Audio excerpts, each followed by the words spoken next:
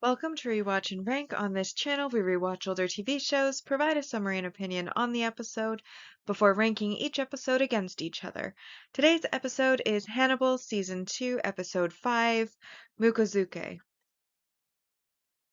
The episode in a nutshell is just a brief summary of exactly what happens within this episode. So we start this episode with a voiceover from Jack, basically reporting that a tip came in from Freddie Lowndes, reporting and that she followed the anonymous tip to the observatory where a body was found, identified as Beverly Katz. And this is overlaid over images of meetings at the FBI and some of the other characters like Brian, Jimmy, Jack looking like they are mid-grief. We then have Alana and Jack going to visit Will, where he is informed of Beverly's death and informs them that he wants to see her.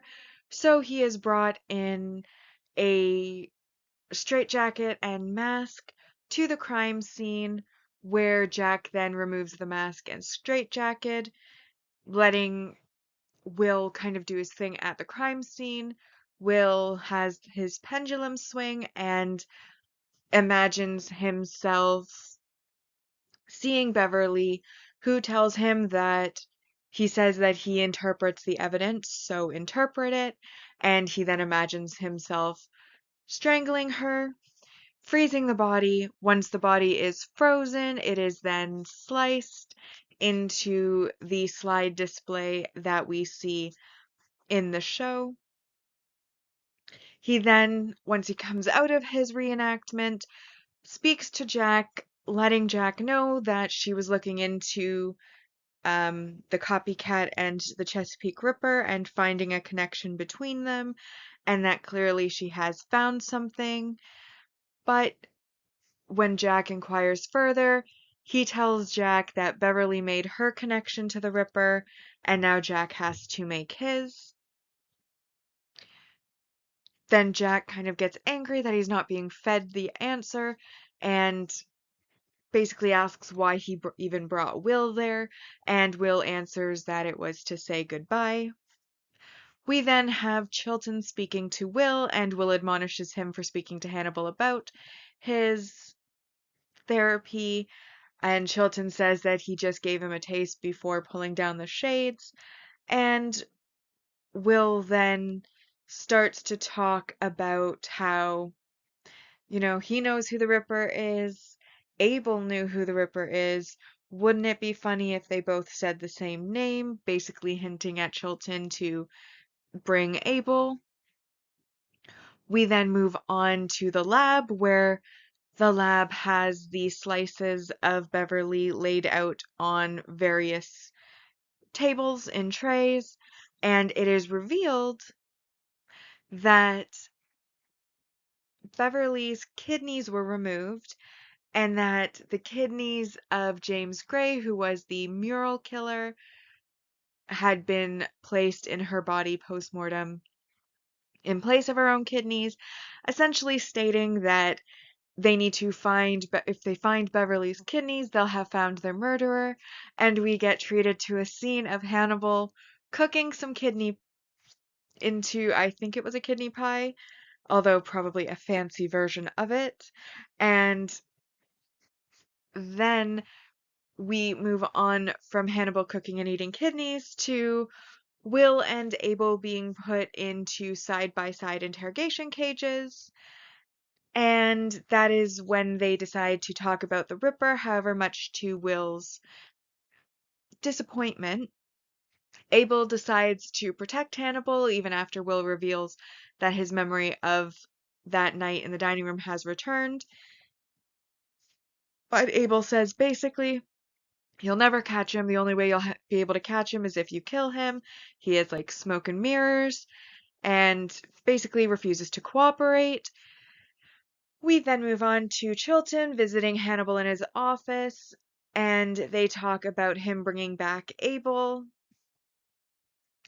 And Chilton makes the excuse that he's brought him back for Will's therapy in order to try to help him piece together his past in his mind, and Hannibal asks to interview Abel, which we then see was granted as he does interview um, Hannibal interviews Abel, who reveals that, well, basically he pretends that it's their first time meeting. They have a bit of a cryptic back and forth, and then talk about Will, how, he definitely built Will into something, and they kind of talk around the topic, but basically Abel is warning that Will is seeking out, um, maybe not the same person that he once was, and is seeking out some form of revenge. We then have Freddie arriving at the um, institution where Will is, and she interviews Will, stating that it was at his request. And when they get into the interview, Will basically talks about his admirer and how he would like to open a line of communication with said admirer who killed the bailiff, and at this point is also assumed to have killed the judge. And she says that she will write an article for him and monitor to open up that line of communication, provided she gets exclusive rights to his story, which he agrees to. We then see Hannibal in his office watching Tattle Crime before we cut to Matthew Brown, who is one of the orderlies at the institution where Will is, and he approaches Will. They talk, and he reveals that he has unwired the microphones, and he reveals that he did in fact kill the bailiff for Will, but says that he did not kill the judge. And they have a bit of a cryptic back and forth before Will asks him to kill Hannibal, and he says, "What are friends for?" We then, shortly after making the request, have Will hallucinating antlers growing out of his back before he is interrupted or broken out of that imagining by Alana visiting the cell to basically ask him why he talked to Freddie when he hates her so much. And he says that basically he feels guilty about Beverly because he is the one who set her on the path to finding more evidence, and that he refuses to let there be another Beverly. She then asks him what he did, and he replies that he did what he had to, but doesn't give anything more than that away. Chilton then talks with Alana, who then requests to speak to Abel, and when she talks to Abel, they talk about Will. They talk about how Will isn't seeking redemption, but is seeking revenge, and how right now Will is incredibly angry, but that it's something that even Abel realizes he would regret one day if it was allowed to go through. So, because Alana's always been respectful to him, he is going to give her a hint, and he basically hints that Will has set a killer on to attack Hannibal. We then, without, like, not in so many words, but basically hints around that Will has started this plot. Hannibal then is seen swimming in a pool, and he starts to do laps. We then see Matthew arriving and diving in and doing a couple of laps before getting out of the pool as well. He then gets out first, and when Hannibal stops his laps and is just kind of holding on to the edge of the pool, Matthew then shoots him with a dart that is a tranquilizer that has him basically fall asleep and start sinking under the water. We then see Alana frantically running through Hannibal's office with Jack looking for Hannibal, while Jack is asking her like what she thinks is going on, and then reveals that they have received a trace from Hannibal's cell phone. We then go to Will sitting in his cell watching a leaky sink that starts by dripping water, and then slowly the blood the water changes to blood droplets, and then we see a river of blood into one of the drains at the pool area, and we see that Matthew has strung up Hannibal. There is a noose around his neck. He is standing on a flimsy bucket, and that his wrists have been tied to a plank and cut, which is where the blood is coming from. And basically, Matthew says, he references Judas having the decency to hang himself for his betrayal, and obviously Hannibal needs help with that. And basically, he can die slow by bleeding out from the cuts, or he can kick the bucket and go quick if he feels like he has the bravery to do so. And they then talk about Will. And this is when Matthews says he's going to ask yes or no questions. And he asks Hannibal if he killed the judge. And he says that he doesn't even need to answer because if his eyes dilate, it's a yes. If they don't dilate, then it's a no. He then asks a follow-up question asking Hannibal if he is the Chesapeake Ripper. And we see a close-up of his pupils dilating. That, of course, is then when Alana and Jack arrive at the pool. And Hannibal yells out to Jack that Matthew has a gun. And so Jack shoots first, asks questions later, and hurries over to Hannibal to basically catch him and release him from this trap while he sends Alana to go and get an ambulance. And then we end the episode back in Will's cell as he's watching the sink that is now overflowing with blood. So now that we've been reminded about what happened in the episode, it's time to rank the episode. As always, we rank on two lists, a mostly objective ranking and then the personal ranking. So now we're coming to our mostly objective rank values, and I highlighted those that applied to this episode. As always, we will start with our mostly objective... No, we'll start with the positive rank values. And the first positive is +2, which is our multi-episode supporting character development. And this, of course, is where Matthew is revealed to be Will's admirer and then is set on killing Hannibal by Will and then makes the attempt to kill Hannibal before ultimately being shot. So a lot of development, and that's worth 2 points. Then we have our multi-season supporting character development, which is basically the confirmation that Beverly is now deceased. As in the last episode, we were left on a bit of a cliffhanger with the lights going off in the basement and then the bullets flying out of the dining room, but we did not see an outcome for Beverly. However, start of this episode, we have the voiceover, and then we do see the scene of Beverly's death, and that's worth 3 points. There's also an additional 3 points for the fact that Beverly's display was very memorable and one that really stands out within the other murders of the series. It's one that you would think, when you're thinking back on the series, is one of the first ones that does come to mind. Probably second only to the mushroom one, and only second to the mushrooms because I'll always remember that one first because of my own bias there. But very memorable display, very creative way to display, and therefore worth all of those points.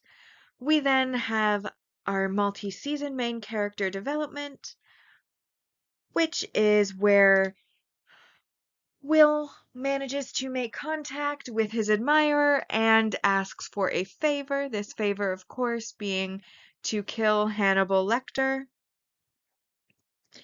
And this is worth 4 points. We then also have 4 points under the multi-season main character development for the fact that Hannibal is almost killed by Matthew, which is a development for his character. And I'm counting that as an additional 4 points because it is such a major development on both sides. We then have yet another 4 points just for the overall strength of the plot and the plot concept, there were two major series developments that took place within this episode. We have the death and display of Beverly, as well as then Will's attempted murder by proxy of Hannibal. And then we come to that brings us to 20 points. And then we come to the really only negative of the entire episode, which was basically the negative messaging was trying to murder someone by proxy, sending an assassin, a hitman, putting a hit on somebody. Obviously, crime, always going to be a negative messaging or behavior. And as that is not common of Will's character, it does count. Like, I usually don't count Hannibal's murders there because that's kind of the whole point of his character. He is a serial killer, but in the case of Will, we know that he is not a serial killer. Therefore, him doing this murder by proxy would be very much negative messaging or behavior for his character. And actually, also, will include character regression there because it is a kind of a bit of a new low for Will to purposefully and intentionally try to murder. Like, the only person otherwise that he has murdered was Garrett Jacob Hobbs, and that was to save Abigail and heat of the moment and in his line of duty as a justified firing of his weapon versus this is like intentional desire to commit murder. So that I feel is a regression as well. But that still leaves us with 17 points as the maximum score is 10. That makes this a 10 out of 10 episode. And so now we come to our season 2 rankings so far and our mostly objective ranking. As a reminder, whenever we have more than one episode with the same score on the objective ranking, it is just ranked in episode order. So far we have in first place Kaiseki. This episode, Mukozuke comes in second, then Hassan, Sakazuke, and Takiwase in fifth. Which brings us to my personal thoughts on the episode. And obviously, everything on the objective does apply. I really enjoyed this episode. I really enjoyed the imagery of this episode. I really enjoyed the Beverly becoming a slideshow, the Stagman who is kind of haunting through the slides while Will was imagining them, how Will almost grew antlers from his back, and as they grow out of his back, he kind of lifts his head up and there's a light behind him, and then it looks like the antlers are kind of crowning his head, which is, showing that regression of the character into potentially an actual murderer, which is what's causing him to grow antlers. And then, of course, the sink that starts filling with blood as the murder is supposedly happening, as he does not yet know that Hannibal has been saved. All really great imagery. The only imagery that I wasn't like overly fond of was Hannibal's attempted murder, like in the pool area. I mean, like the blood dripping down into like down his legs and into the bucket or past the bucket and then towards the pool drain. That part is cool. But I don't know, it's a rickety old bucket that doesn't even lay flat because of where the handles are. It's one of the ones that have like the little outcroppings for the handle, so it's unsteady. There's obviously the pole holding the arms out, which I think is supposed to make it look kind of like he's on a cross of sorts. Though I don't think I saw the back to see if there was like another pole going the other way, but at least his like arms are out on a thing, and again it's like duct taped and it's kind of ugly. And then there's the noose, which again, it's just not the pretty. Not that it has to be, but it's just in comparison to a lot of the other murders where there is an aesthetic appeal to the display of the bodies. This one kind of fell a little bit flat on that aspect, but not a significant amount terrible because the whole point was the slow death and the fact that we could then have Matthew asking questions so we could confirm that it was Hannibal who killed the judge and also that Hannibal is the Chesapeake Ripper. Now, this may be, I don't want anyone to take it the wrong way, but I found with the way that Beverly's body was set up, I couldn't help but think that if on her license or whatever she had checked off, that she was willing to like donate her body to science type thing, the way that it was sliced and then put into the slides, that would have probably been really useful in like a medical school for medical study to be able to see like the slivers of the body and all of the organs inside and where they're placed. I felt like in another world, that would actually probably make a pretty good educational tool for, medical profession to help people to save lives, bring something good from something terrible.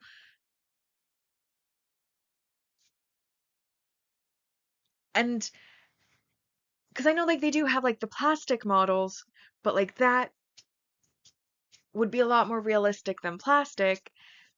But of course, they would never do that because it was a murder, so they'd have to take it all apart anyways. But I thought it would be like it would make a good thing, and I wonder if they could remake something like that in plastic, or if they have something like that in plastic for the purposes of education, because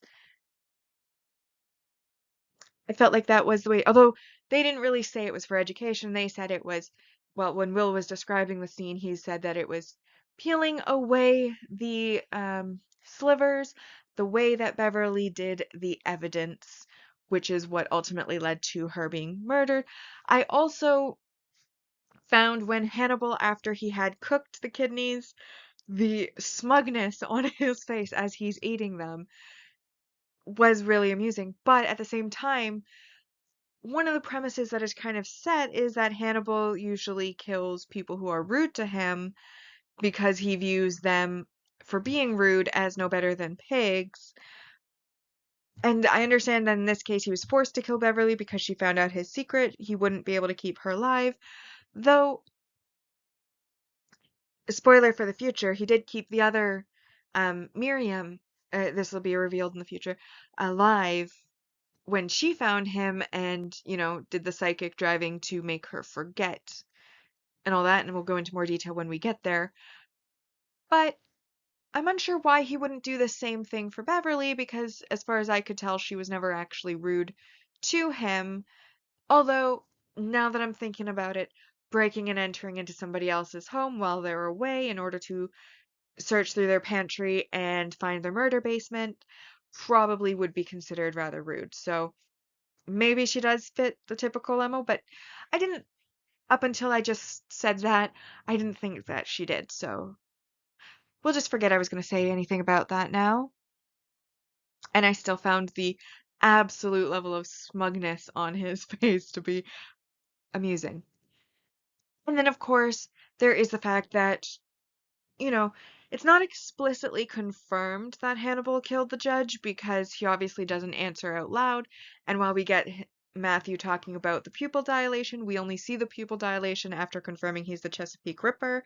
However, honestly, who else could it have been who killed the judge if it wasn't Matthew trying to save Will because he threw out the alibi that would have exonerated him that Matthew tried to give him, and it was somebody else? Who else would it have been but Hannibal who would set the judge up with that kind of imagery and that type of aesthetic appeal? No one. So obviously, we know it was Hannibal who did it, and that is heavily implied, but it should be noted that it isn't specifically confirmed as he does not say yes or no, and we do not get to see his pupils when he's asked whether or not they dilated or not, because we only see that after the Ripper question. Either way, personally, didn't really feel like there were any negatives that would have taken away too much from this episode. And so this is the first 10 out of 10 on the personal list for this season, which brings our season 2 rankings so far to this episode in first place, Mukozuke. Then we have Hassan, Kaiseki, Sakazuke, and in fifth place, Takiwase. which now brings us to our series ranking so far, where we're going to be ranking each of the seasons against each other. And we'll start on the mostly objective ranking, where we have season 1 closing out at 83.85%. And so far in season 2, we have a total of 39 out of a possible 130 points. Then we move over to our personal ranking side, where we closed out season 1 at 66.92%, and season 2 so far has a total of 43 points out of a possible 130. With that, we've now rewatched and ranked Hannibal season 2 episode 5, Mukozuke. Like and subscribe if you'd like to, and I'll see you in the next episode.